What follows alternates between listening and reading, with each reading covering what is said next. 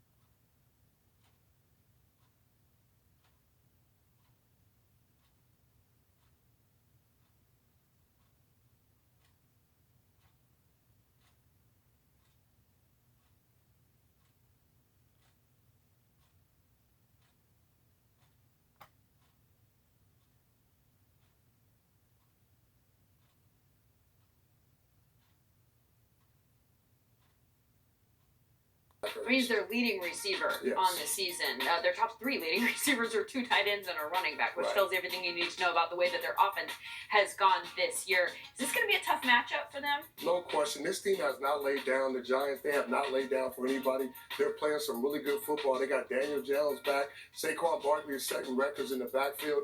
And when you look at the Giants and what they're doing, they're fighting at the end of the season. Saquon, he can do that. He can move outside of the pocket, and he's extremely accurate down the field. So this team's not laying down.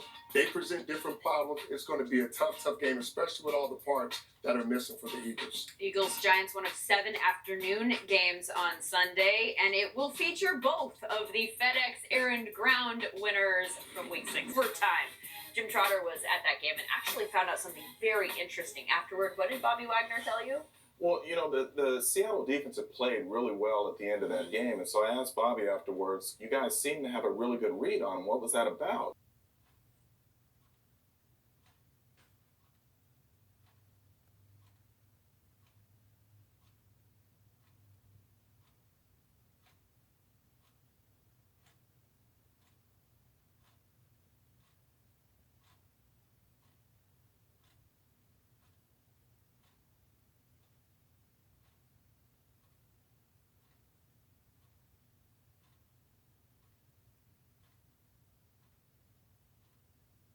Analysts in studio they were like, why did he tell him that? Now they know to change the checks.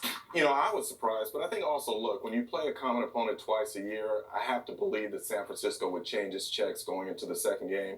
So maybe Bobby really didn't care. I don't know. I didn't ask him that. I should have. But yeah, I was a little surprised. But when you watch the tape, you can see they had an excellent feel. It looked like Bobby Wagner and KJ Wright ran the routes for Jimmy Garoppolo at that point when you watched late in that game. Scott Hansen agrees. So the Niners will have to make some slight adjustments or some massive adjustments, in your opinion, based on what you saw and what the Seahawks defenders told you after the game. No, I don't think it's anything massive. I think you just change your check calls there. So.